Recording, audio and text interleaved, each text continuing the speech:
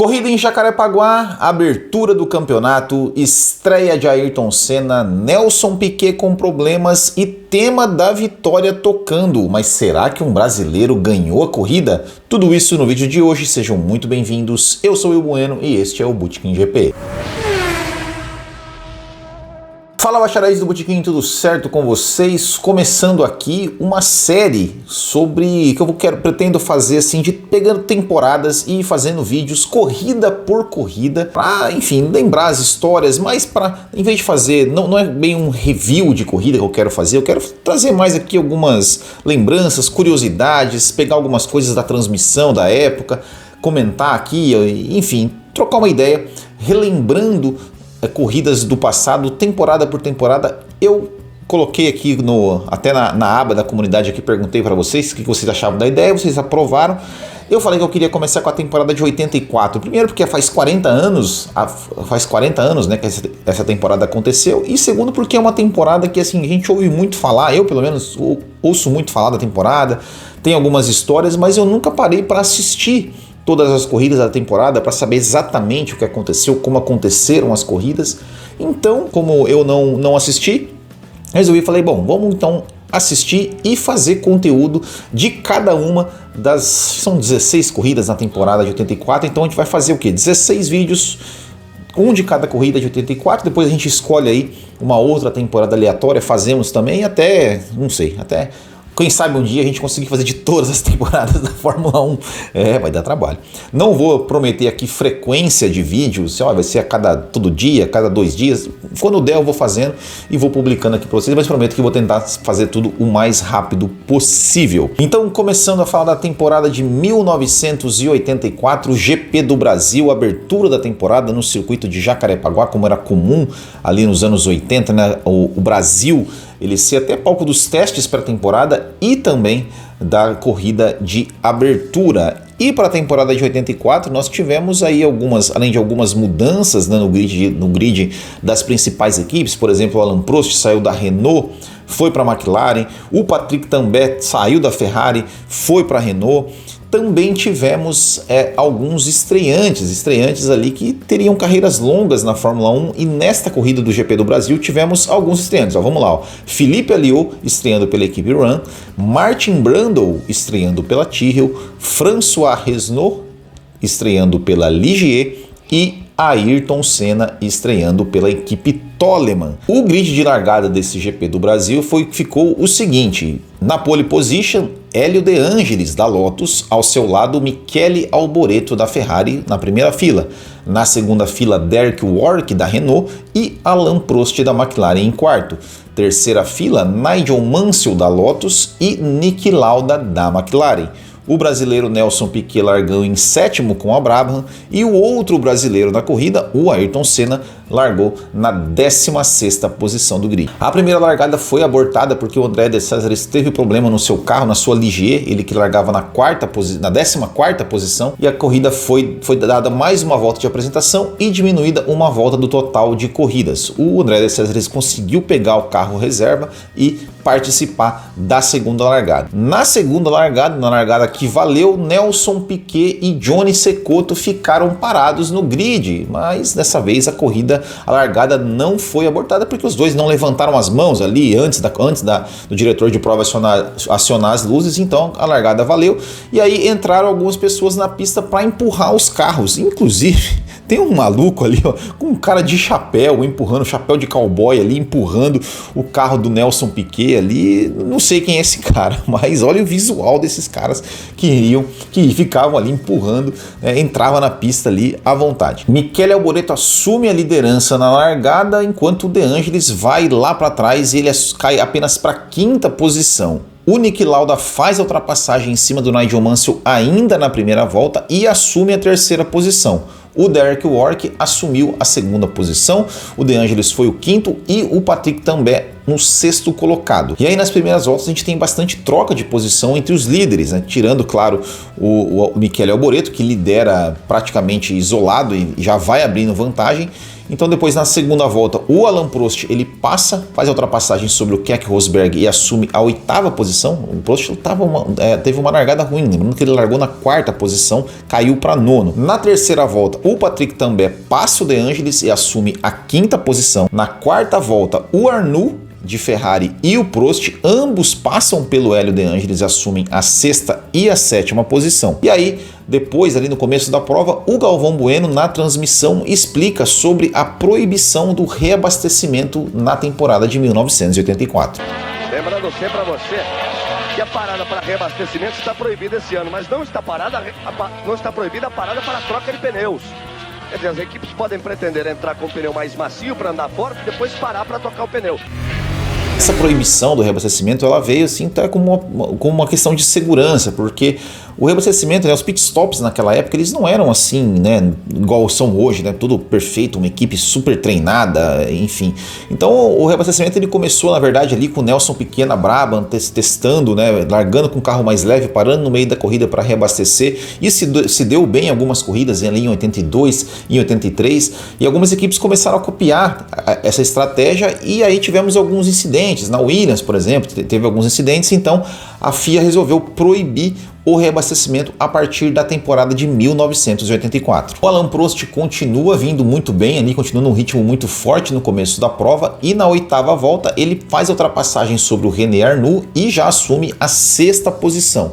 Na mesma volta, o Ayrton Senna para nos boxes e abandona a prova, teve sua estreia na Fórmula 1, durou apenas 8 voltas. Também na volta 8, o Niki Lauda faz a ultrapassagem em cima do Derek Warwick e assume a 2ª posição da prova. E algum tempo depois, já nos boxes, o Ayrton Senna explica o motivo do seu abandono para o repórter da Rede Globo chamado Ricardo Menezes. Vamos ouvir. Estamos aqui no box da Toleman, ao lado do Ayrton Senna. O que houve, Ayrton?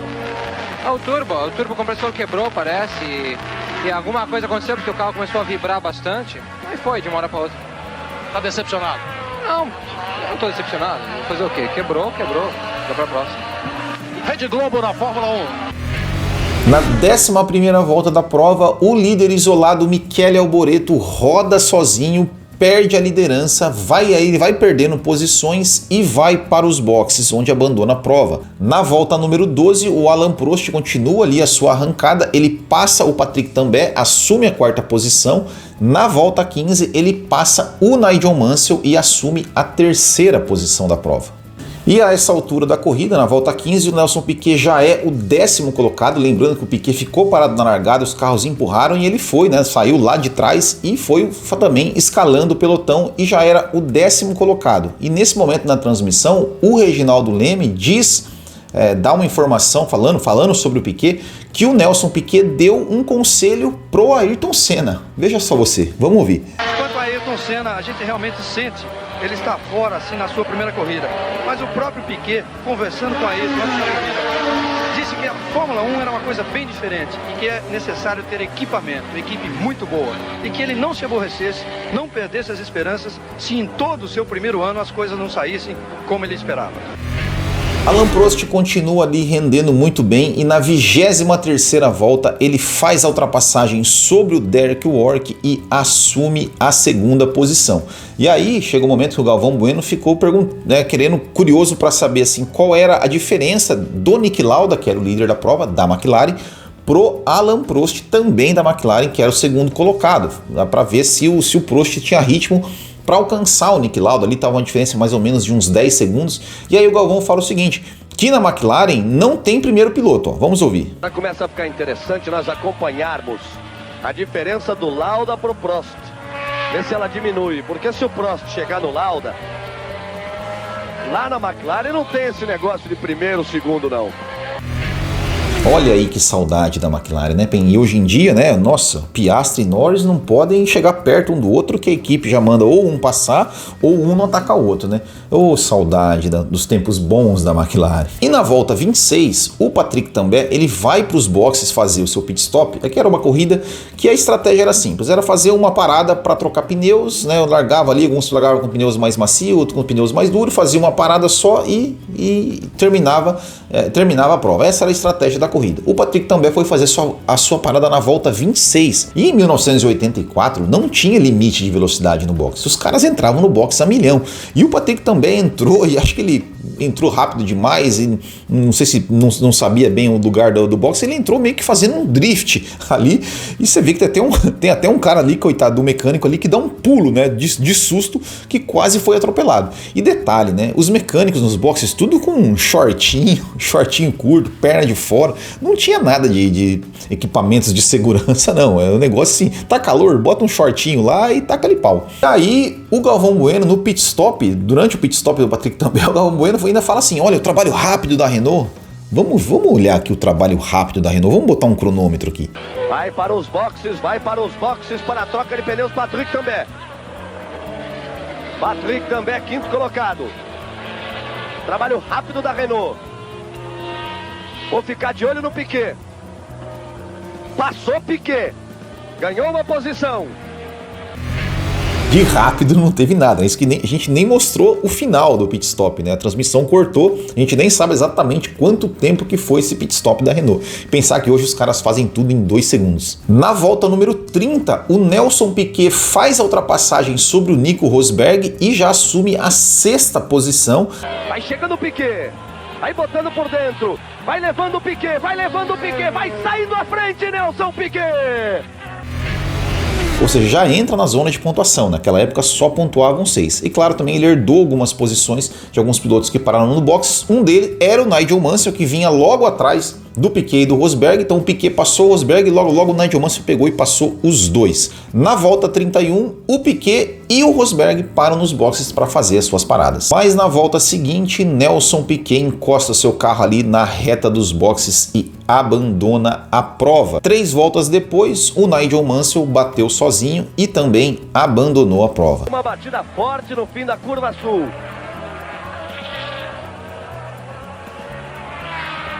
Uma Lotus. A batida forte de uma Lotus. O piloto vai sendo retirado do carro. Na volta 38, o Alain Prost para nos boxes e o Lauda para logo em seguida, né? O Lauda estava com problemas, teve problemas ali na pista. O Prost fez a ultrapassagem, a transmissão não mostrou a ultrapassagem do Prost em cima do Lauda. O Prost entrou nos boxes para fazer sua parada e o Lauda para logo atrás, mas o Lauda já para realmente abandonar a prova. E pouco tempo depois, o Nelson Piquet ele também dá a sua entrevista ali para a Rede Globo, explicando o que aconteceu aí que causou o seu abandono. Vamos à informação do box. Nós estamos aqui no box da Brava, ao lado do Nelson Piquet. Nelson, a Rede Globo, o que houve? Você teve problemas na largada, parou para trocar de pneus, voltou e desistiu definitivamente. O que houve com o carro? Não, só teve um vazamento de óleo, o motor perdeu todo o óleo e o motor, praticamente perdendo o óleo, quebrou.